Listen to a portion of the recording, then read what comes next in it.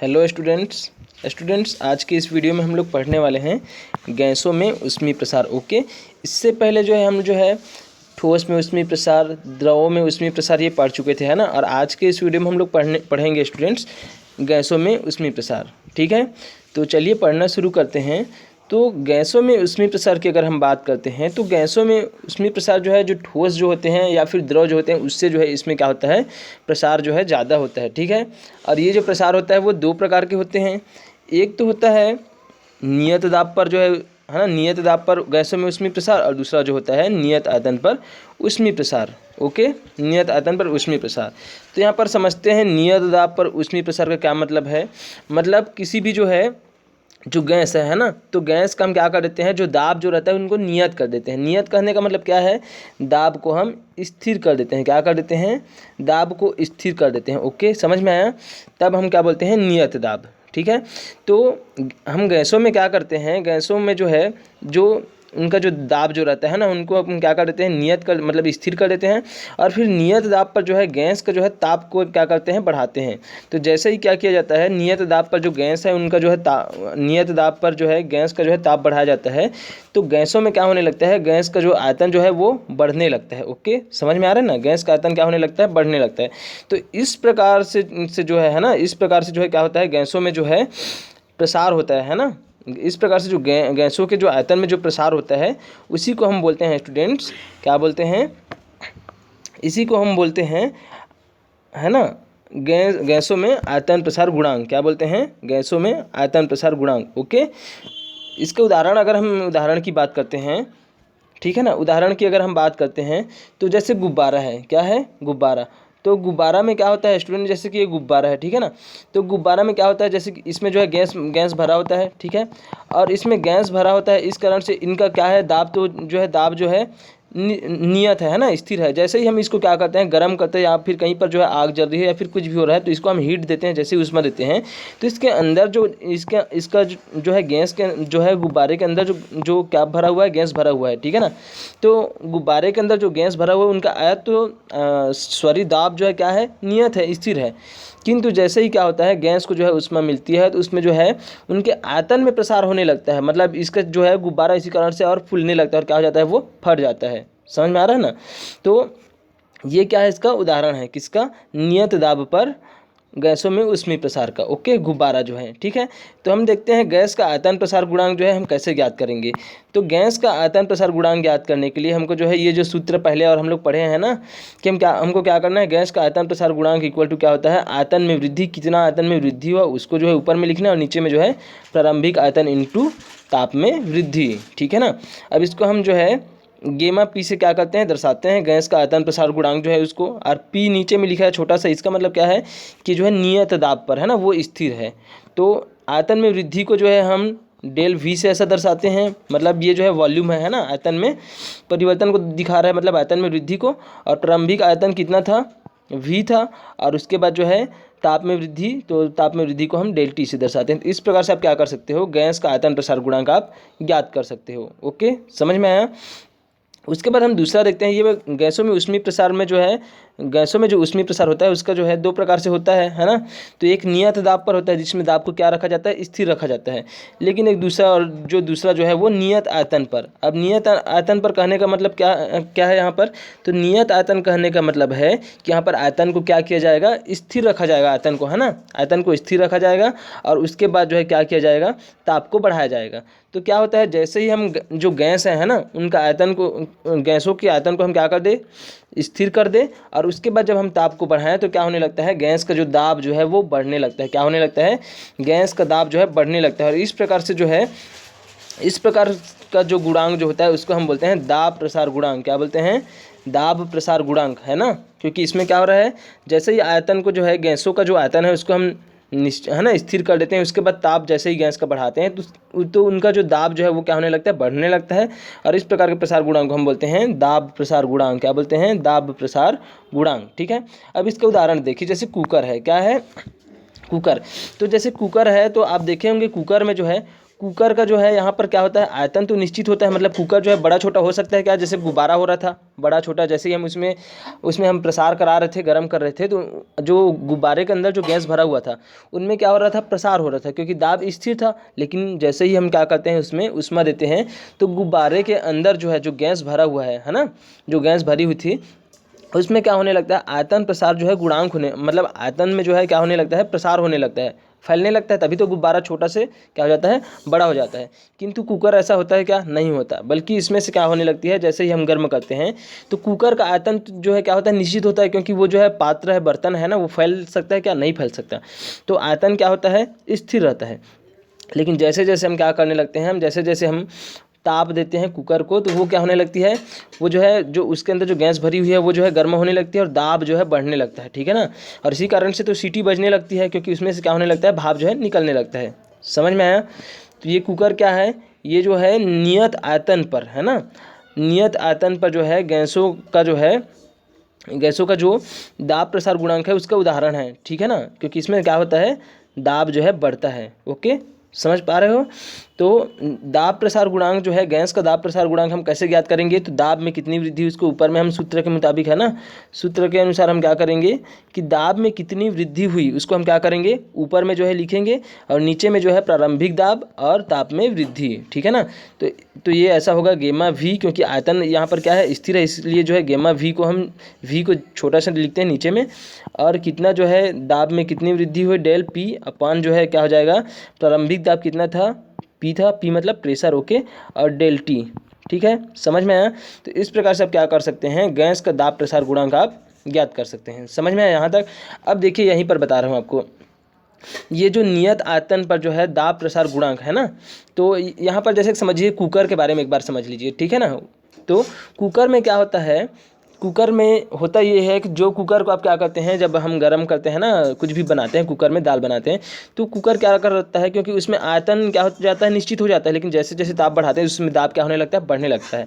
तो जिस ताप पर जो है किसको, वो जो पानी है जिस ताप पर खौलना चाहिए है ना, मतलब उबलना चाहिए पानी, तो उस ताप पर जो है पानी नहीं उबल करके क्या होता है, क्योंकि दाब जो है बढ़ चुका रहता है, तो दाब बढ़ने के कारण से क्या होता है, दाब बढ़ने के कारण से वो जो है कम ताप पर नहीं उबल करके क्या होता है, वो जो है ज़्यादा ताप पर क्या होता है, उबलता है। और इसी कारण से क्या होता है स्टूडेंट्स, जो दाल जो रहता है वो जो है कुकर में जल्दी पक पाता है, ठीक है ना।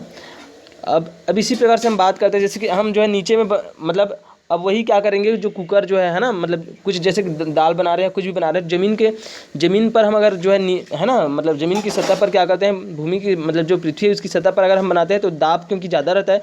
अब उसी चीज़ को आप क्या करोगे, आप पहाड़ के ऊपर जाओगे और पहाड़ में जब दाल पका करके देखोगे तो क्या होने लगता है, जो दाब जो है वो घटने लगता है। तो जो दाल जो है अगर सामान्य बर्तन में पकाओगे ज़मीन के है ना, जस्ट जो है पृथ्वी के ऊपर ज़मीन पर, उसी चीज़ को आप जो है पहाड़ के ऊपर जा कर के पकाओगे तो दाल जो है बहुत लेट से पकेगा। क्यों पकेगा, क्योंकि वहाँ पर दाब जो है कम हो गया रहता है, और दाब कम होने की वजह से क्या होता है, उनको जो है जिस ज़्यादा ताप पर जो है उबलना चाहिए वो कम ताप पर उबलने लगता है, और इस कारण से जो है क्या होने लगता है, वो लेट से पकता है। समझ में आया, ये उदाहरण था। उसके बाद हम आगे यहाँ पर समझते हैं स्टूडेंट्स, यहाँ पर हम भौतिक अवस्था में परिवर्तन के बारे में समझेंगे। तो कैसे जो है ऊष्मा मिलने पर कोई भी पदार्थ की अवस्था एक रूप से दूसरे रूप में कैसे परिवर्तित होती है ना, हम समझेंगे। तो यहाँ पर देख लीजिए, आपको चित्र दिखाई दे रहा होगा कि जैसे बर्फ़ जो है ना, बर्फ़ को हम क्या करेंगे, जैसे ही हम ऊष्मा देते हैं बर्फ़ किस में बदल जाता है, बर्फ़ जो है पानी में बदलने लगता है, और पानी में बदलने के बाद जैसे हम उसको और जो है क्या करते हैं, ऊष्मा देते हैं तो उनका जो है वाष्पन होने लगता है, और वो किस में बदल जाता है, वाष्प में। फिर पुनः वही प्रक्रिया अपनाई जाती है। अगर हम संघनन करते हैं, जो वाष्प जो है उस भाप है उसको ठंडा करते हैं, तो भाप जब ठंडा करते हैं और संघनन होकर के पानी बन जाता है, और पानी बनने के बाद अगर उसको हम और ठंडा करें तो क्या होने लगता है, ऊष्मा मतलब ऊष्मा ले रहे हैं ना, तो वो क्या बन जाता है, बर्फ़ बन जाता है। तो ये प्रक्रिया जो है चलती रहती है भौतिक अवस्था में परिवर्तन का, है ना, ऊष्मा देने और ऊष्मा लेने के आधार पर, ठीक है। तो यहाँ पर हम जो है गुप्त ऊष्मा के बारे में बात करेंगे, ठीक है। तो चलिए समझते हैं अब इसके लिए आपको करना क्या है। तो गुप्त ऊष्मा को अगर हमको समझना है तो हमको ये करना पड़ेगा कि हम इसके लिए जो है एक बर्तन ले लें, है ना। अब बर्तन में हम क्या करेंगे, बर्तन लेने के बाद हम उसमें जो है क्या करेंगे, उसमें हम बर्फ़ को रखेंगे, ठीक है। अब बर्फ़ का जो है ताप हम क्या करते जाएंगे, नोट करते जाएंगे। तो सबसे पहले जो है बर्फ़ को लेंगे बर्तन में, और लेने के बाद उसको क्या करेंगे, हम उसको जो है उसका हम ताप नोट करेंगे, ठीक है। अब उसको धीरे धीरे क्या करते जाएंगे, धीरे धीरे हम जो है जो बर्तन में बर्फ़ जो रखा हुआ है उसको हम ताप देते जाएंगे, उष्मा देते जाएंगे, ठीक है ना। तो जैसे जैसे उनका ताप बढ़ाते जाएंगे, है ना, उनको जो है क्या क्या देंगे, उष्मा देंगे, तो उनका ताप क्या होते जाएगा, बढ़ते जाएगा। और हमको जो है वो जो ताप जो है उनको हमको क्या करते जाना है, नोट करते जाना है। तो हम देखते हैं कि जैसे जैसे हम ठोस को क्या, जो बर्फ़ है उसको हम क्या कर देते हैं, उष्मा देते हैं। तो एक निश्चित समय तक क्या होता है, जो ठोस जो है उसको उष्मा देते जाते हैं, ताप तो बढ़ता जाता है। लेकिन क्या होता है, जैसे ही जो है ठोस से जब वो द्रव में जो है परिवर्तित, एक निश्चित ऐसा ताप आता है जहाँ पर क्या होने लगता है ना, ऐसा मतलब हम उष्मा देते हैं तो एक स्थिति ऐसी आती है कि जब ठोस जो है द्रव में क्या होने लगता है, परिवर्तित होने लगता है, मतलब बर्फ़ से पानी में बदलना शुरू होगा। तो जैसे ही जो है बदलना शुरू होता है तो क्या होता है, वहाँ पर जो है जो ताप जो बढ़ रहा था, है ना, जो ताप जो बढ़ रहा था, तो वहाँ पर जो ताप हम बार बार नोट करते रहते हैं। तो ताप जो बढ़ रहा था वो क्या होने लगता है, वो जो है वहाँ पर नहीं बढ़ता, बल्कि ताप क्या हो जाता है, स्थिर हो जाता है। ठीक, समझ में आया। यहाँ पर उसी चीज़ को आप देखिए, यहाँ पर आप ये जो आपको जो है ग्राफ दिखाई दे रहा होगा, इसमें आप समझिए ग्राफ के माध्यम से। एक साइड हम क्या किए हैं, उष्मा लिए हैं, इस साइड मतलब उष्मा को दर्शा रहा है कि उष्मा जो है इस साइड जैसे जाते जाएंगे एक अक्ष साइड तो उष्मा बढ़ती जाएगी। दूसरे साइड जो है वाय अक्ष की ओर हम जाते हैं तो इस साइड जो है तापमान बढ़ती जाएगी, ठीक है ना। तो जैसे ही हम ठोस में जाते हैं तो उष्मा देते जाते हैं, ठोस से किस में परिवर्तित हुआ, इधर यहाँ से यहाँ तक जो है, यहाँ से यहाँ तक अगर हम बात करते हैं, ठोस जो है ताप अभी तक जो है ताप क्या हो रहा था, बढ़ रहा था, ये तापमान को दर्शाना रहे ना, इस साइड तो ऊपर जा रहे थे। तो उसके बाद एक स्थिति ऐसी आती है जब क्या होने लगता है, जो बर्फ़ जो है ठोस से द्रव में परिवर्तित होने लगता है, तो वहाँ पर क्या हो जाता है, तापमान स्थिर हो जाता है, ठीक है। उसके बाद जैसे ही वो जो है पूर्ण रूप से द्रव में परिवर्तित हो जाता है और द्रव को फिर से हम क्या कर देते हैं, फिर उष्मा देते जाते हैं, उष्मा देते जाते हैं। तो एक स्थिति ऐसी आती है जिसमें क्या होने लगता है, द्रव से जो है वो उसमें जो है अवस्था में परिवर्तन होने लगता है और द्रव जो है वाष्प में बदलने लगता है, ठीक है ना। तो इस समय भी क्या होता है, जो तापमान को हम बार बार नोट करते हैं, तो यहाँ पर जो है तापमान बढ़ने के बजाय क्या हो जाता है, स्थिर हो जाता है, कोई भी परिवर्तन नहीं होता, ठीक है। तो इसका मतलब क्या हुआ, इसका मतलब ये निष्कर्ष निकलता है कि जब भी क्या होता है किसी भी पदार्थ का, ठीक है ना, किसी भी पदार्थ का क्या होता है, अगर उसकी जो है अवस्था में परिवर्तन होती है, उष्मा जैसे जैसे देते जाते हैं तो उसकी अवस्था में परिवर्तन के समय क्या हो जाता है, वो जो ताप क्या कर रहा था, जो उष्मा जो थी जिसको हम क्या कर रहे थे, वो ताप बढ़ाने के लिए जिम्मेदार था, है ना, उष्मा जो है ताप बढ़ाने के लिए जिम्मेदार था। वो जब एक अवस्था से दूसरी अवस्था में कोई भी पदार्थ परिवर्तन होता है तो उस समय जो उष्मा जो रहता है वो जो है ताप बढ़ाने के, वो जो है ताप नहीं बढ़ाता, बल्कि क्या होता है, उस उष्मा का जो है उपयोग जो है अवस्था परिवर्तन के रूप में हो जाता है। इस कारण से वहाँ पर ताप क्या हो जाता है, स्थिर हो जाता है। और यही जो ताप जो रहता है, ठीक है ना, जो क्या होता है, यही जो उष्मा जो रहता है, जो ताप बढ़ाने के लिए जिम्मेदार रहता है, ठीक है ना, किंतु क्या होता है, ये जो है अवस्था परिवर्तन के रूप में जो है क्या हो जाता है, उपयोग हो जाता है। और ये इस उष्मा का जो है हमको पता नहीं चलता, तो इसी उष्मा, इसी कारण से बोलते हैं गुप्त उष्मा। क्या बोलते हैं, गुप्त उष्मा।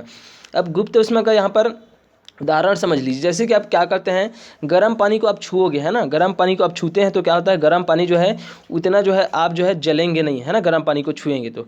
लेकिन वहीं पर आप जो है देखना, जहाँ पर अगर कुछ चीज़ गर्म किए हैं और उसमें से भाप निकल रही है, तो भाप को क्या करेंगे, आप जैसे ही छुएंगे तो भाप में जो है बहुत ज़ोरदार क्या होगा, आपको जो है जलन होगी। क्यों होगी, इसी गुप्त उष्मा की वजह से होता है, क्योंकि गुप्त उष्मा क्या होता है, जो पदार्थ है ना, कुछ भी जो पदार्थ है, मतलब कुछ द्रव है जिसको आप गर्म कर रहे हैं, तो एक अवस्था दूसरे अवस्था में जैसे ही वो परिवर्तन होता है उसमें, तो यही जो उष्मा जो रहती है, जो उनके ताप को बढ़ाने के लिए जिम्मेदार होती है, वो उष्मा जो है उनके जो है उनकी अवस्था परिवर्तन के रूप में क्या हो जाती है, ये जो है उपयोग हो जाती है और ये ताप बढ़ाने के लिए वहाँ पर जिम्मेदार नहीं होती, ठीक है ना।